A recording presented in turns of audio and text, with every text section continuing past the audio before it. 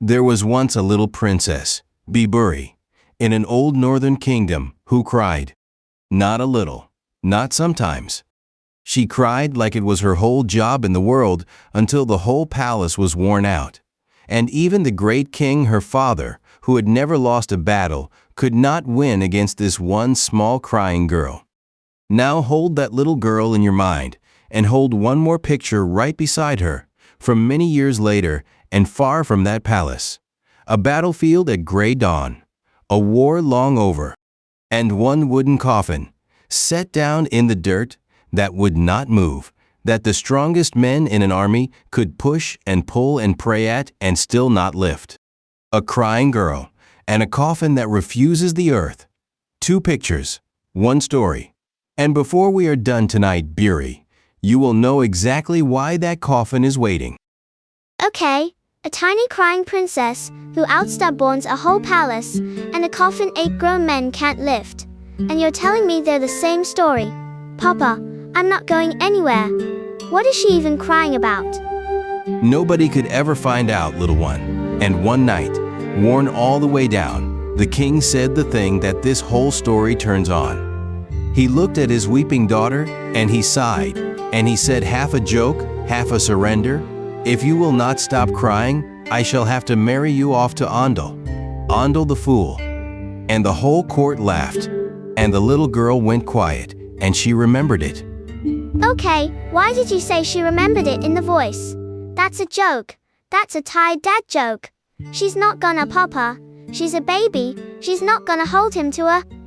Hold that, Biburi. Hold the crying girl and the careless promise.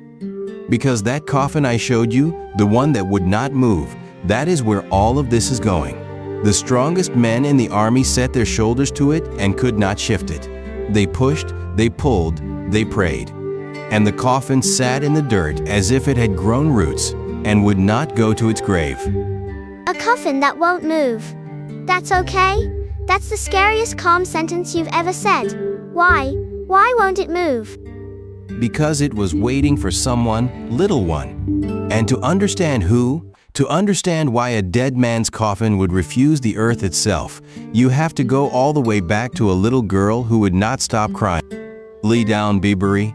This one starts in tears and it does not end in them. I promise you that much. Let me show you the princess and the fool and the word that turned out to be the truest thing anyone ever said by accident. We remember her as Princess Pyeonggang, her own given name no one wrote down, so history kept her father's. And Ondal the Fool, the boy the king threatened her with, is written down in one of Korea's oldest histories, Biburi, though the legend has wrapped itself around nearly every part of him by now. Everyone in the capital knew him. A tall, gentle young man who lived at the edge of the city with his old blind mother in a house that was barely a house. He begged for food to keep her fed. He wore bark and rags, and his shabby look made people laugh. But the old chronicle is careful to say something else, too, that underneath the ragged outside, his mind was clear and bright. They did not call him a fool because he was cruel or slow. They called him a fool because he was poor and gentle in a world that mistakes gentleness for weakness. When the town boys threw stones, he only smiled and picked the bark back up. He was the lowest joke in the city. That is why the king reached for his name. Oh, so it's not even a mean fairy tale fool. It's just a poor kid who takes care of his blind mom and everybody's mean to him. Papa, that reframes the joke real fast. It does, little one. And Pyeonggang grew up. The tears dried, the way they do. She became a clever, quiet, watchful young woman, the kind who says little and forgets nothing. And all through those years, whenever a servant scolded her, they would tease, "Careful, or it's off to Ondal with you." The whole palace used it. Her father used it. It was the family's favorite little joke. Everyone said it, and everyone forgot it the moment it left their mouths. Everyone except her. She kept it. She kept the joke. For years, Papa. She's got a whole file on this and nobody knows. Oh, this is going somewhere and I am buckling in. She kept every word, Biburi. And then she turned 16, which in that kingdom was the age a princess is given away in marriage. And her father, the king, chose for her the finest young man of the highest noble house, a golden match, a proud family, a good and easy life. He announced it, well pleased with himself. And his daughter, who had been so quiet for so many years, finally opened her mouth. And what she said turned the whole court to stone. She said Ondal. She's gonna say Ondal. Papa, she's gonna say the fool's name in the throne room, isn't she? Wait for it, little one. It is even better than that. She bowed to her father very properly, and she said, "Father, you are the king, and a king does not lie. Since I was a child, every day you told me I would marry Ondal. A common man cannot go back on his word. How much less a king? I cannot marry this noble. You already gave me to Ondal. You said so yourself 1,000 times." She used his own joke as law. She turned stop crying into a royal decree. Papa, that is the smartest thing I have ever heard. I would follow her into battle. The king did not find it quite so clever, Baburi. He was furious. A princess refusing a great house to chase a beggar? He roared that she was making a mockery of him. He told her to take it back, and she would not. He told her again with the whole court watching. And she, very calm, very certain, would not. So the king said the words a father should never be able to say. He said, "Then you are no daughter of mine. Go and marry your fool and never come back." Wait, he threw her out, over her calling his own bluff. Papa, she was right. She was just holding him to what he said. That was exactly the problem, little one. She was right, and in front of everyone. And some men would rather lose a daughter than lose that. So Pyeonggang, the princess, took off her fine palace clothes. She wrapped up a handful of jewels, bracelets, hairpins, gold, everything she could carry. And she walked out of the only home she had ever known, alone on foot, past the guards who could not meet her eyes. She did not cry, Baburi, not this time. The little girl had done all the palace's crying already. The woman just walked. She used up all her tears as a baby, so she'd have none left for the day she'd really need them. Papa, that's almost too sad and too perfect. Did you make that up? The old story doesn't say it in words, little one. But that is just how it feels when you hold it. She asked and asked until someone pointed the way to the poorest house at the edge of the city. And there she found them. A tiny hut, a thin thread of smoke, an old blind woman sitting in the doorway, and a tall young man in bark and rags, just come back from the hills, with a bundle of elm bark on his back to boil for supper. The famous fool, her husband, she had decided, he just did not know it yet. What did he do? A princess just shows up at the fool's door. What does he even? He was terrified, little one. He thought she was a fox spirit or a ghost come to trick him, because what else could a beautiful noblewoman at a beggar's door possibly be? He actually backed away from her. And his old blind mother reached out and touched Pyeonggang's hand and felt the softness of it and smelled the perfume still in her sleeves, and the mother began to weep. "You are far too fine for us, my lady. This can only end badly. Please, go home." But Pyeonggang did not go. She knelt down to the old woman and said very gently, "If two people can share one heart, why must they wait until they are rich before they are allowed to share a life?" She was turned away from the palace and the hovel both, in a single day, Baburi, and she stayed anyway. Everybody kept telling her to go somewhere else, and she just picked him, and stayed, even when he said no. Papa, nobody's ever picked anybody that hard. Nobody had ever picked Ondal at all, little one. That was the whole miracle of it. Now hold that picture. The princess on the dirt floor of a hut, refusing to leave, because tomorrow she goes to work. And you have never in your life seen anyone believe in a person the way this woman is about to believe in this man until the whole world had no choice but to believe it too. The first thing she did with her jewels, Biburi, was build them a life. She sold the bracelets and the gold, and she bought what the two of them had never had. Land, a house, an ox, tools, everything a household needs to stand on its own feet. And only then, with the roof mended and the pot full, did she send Ondal to the market with one strange instruction. She said, "Do not buy a fine horse. Go to the royal stables and find the horse the government is throwing away, the sick one, the thin one, the one they have given up on. Buy that one and bring it home to me." The broken horse. She's got palace gold, and she wants the reject horse? That's okay. I trust her, but that's a choice. Explain the choice. She fed it, little one. She knew horses the way she knew people. That thin, discarded animal had good blood underneath. It had only been starved and given up on.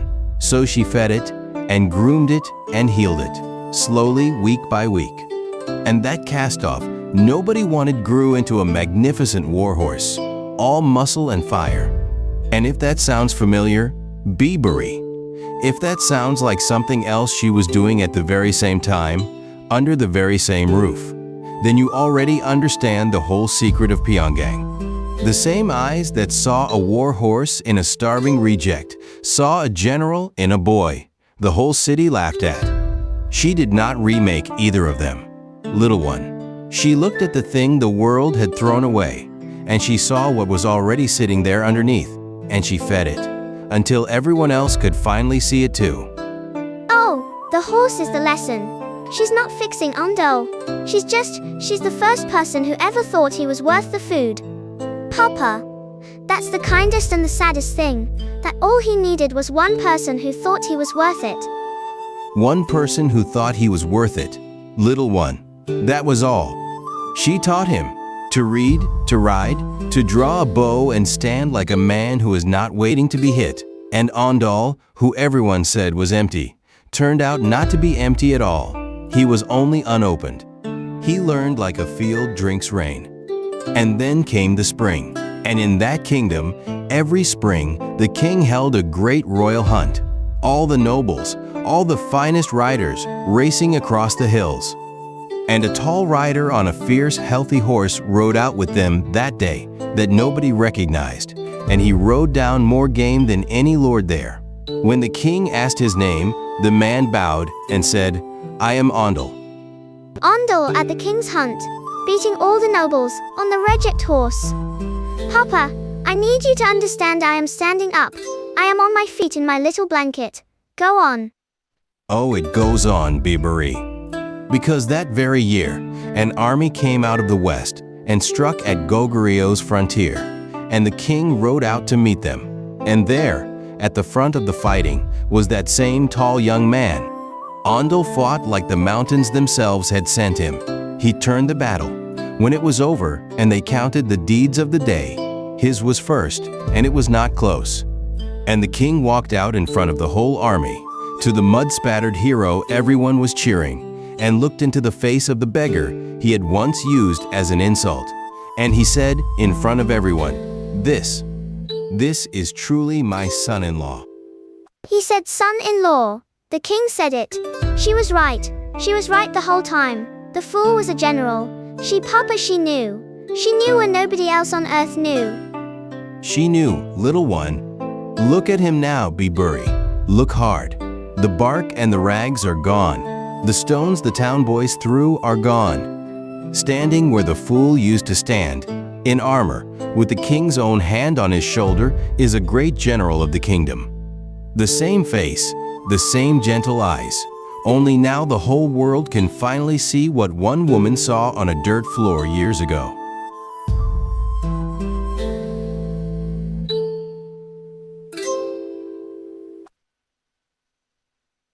She did not find a hero and marry him.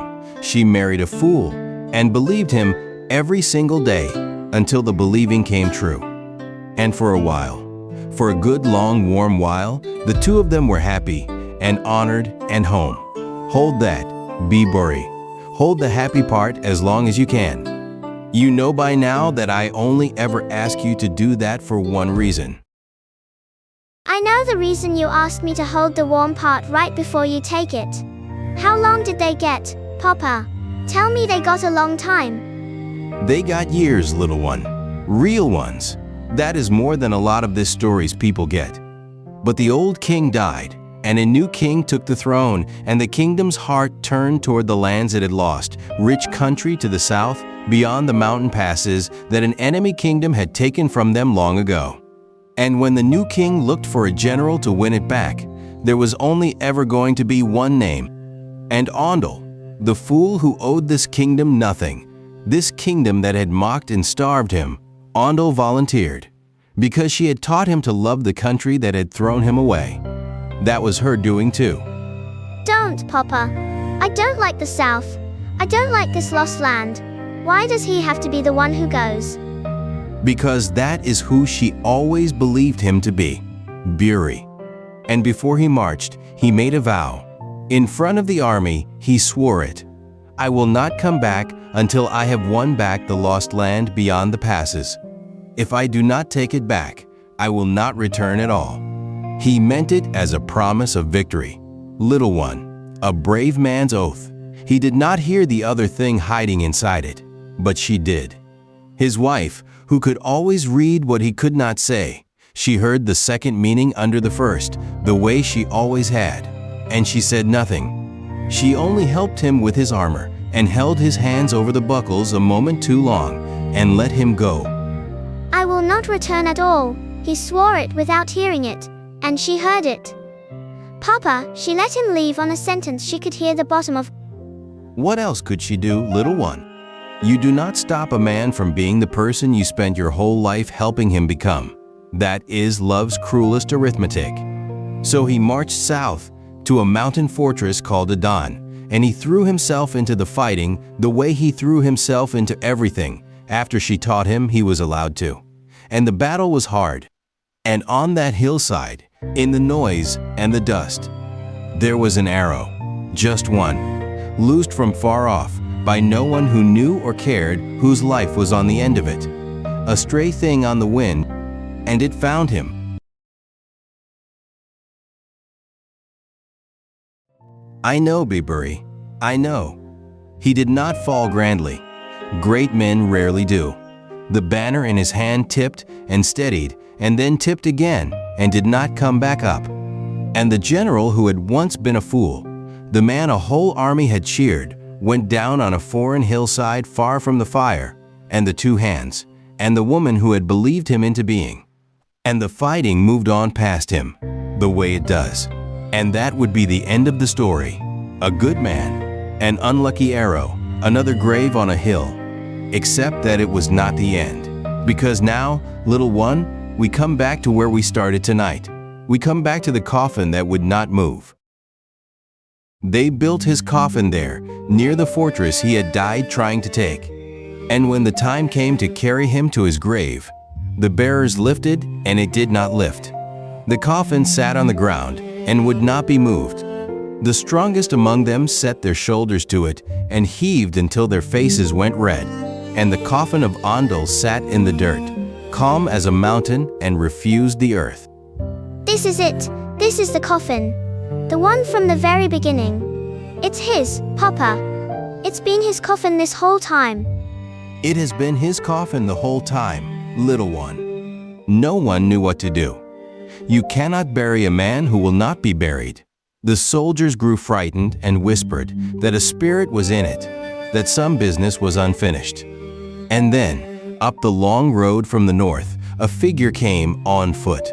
Alone, she had come a long, long way to reach that hillside. Pyeonggang, older now, not a princess anymore, not for a long time, just a wife, come to bring her husband home. The one person who had always known him better than he knew himself. She came. She walked all that way, Papa. What does she? What do you even say to a coffin that won't? She did not say very much, Buri. She never needed many words with him. She came through the frightened soldiers and they parted for her, because some things you simply know to step back from. And she knelt down in the dirt beside the coffin that 8 strong men could not move. And she laid her hand flat on the wood, The way, long ago, on a cold dirt floor, she had once laid her hand on a frightened fool and refused to leave. And she said, very softly, "Life and death are already decided. It is over now. Come, let us go home."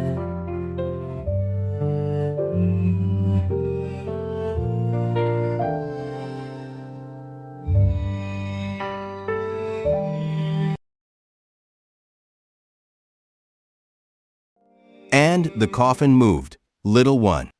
Under her hand, gentle as a sigh, the thing that no army could shift came loose from the ground all at once and let itself be lifted. He had not been refusing the grave, bury. He had been refusing to go without her. The general who had once saved his kingdom, the hero the whole land sang about, at the very end, he was still just a man waiting on one particular woman to come and tell him it was all right. And she came. She always came. And she took him home. And she laid him down. And that was the last thing Pyeonggang ever did for the fool she believed into a legend. Now, I promised you at the start, Biberi, that this one begins in tears, but does not end in them. Let me keep that promise. Because here's the part the old sad story does not tell you, the part you can only know now, all these long centuries later. There is a fortress that still stands, little one, stone walls along a ridge, high above a river, in the mountains of Korea. Some say it rises on the very ground where he made his last stand. That much time has blurred. But do you know what people still call it? Long after the kings and the battles and the borders all turn to dust? What do they call it, Papa? They call it Ondal Fortress. The beggar's name, the insult, the punchline the whole city laughed at. The kings of that age survive now as a few dry lines in old books, dates and battles, and nothing anyone weeps over. The great house that would not lower itself to a beggar left nothing a mountain would agree to carry. But a poor boy in bark and rags who took care of his blind mother and never learned how to be angry. A whole mountain still wears his name and will keep wearing it long after you and I are asleep. Because one person looked at the thing the world had thrown away and fed it and believed it every day until the whole world had to learn its name.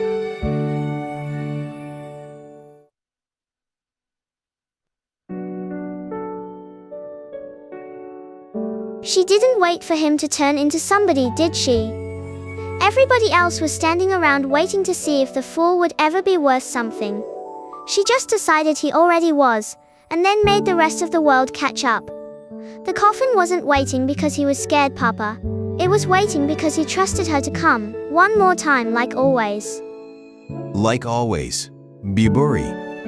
That is the whole of it. A crying girl kept one careless word, and a mountain kept a name the world had tried to throw away. You just said the rest of it better than I ever could.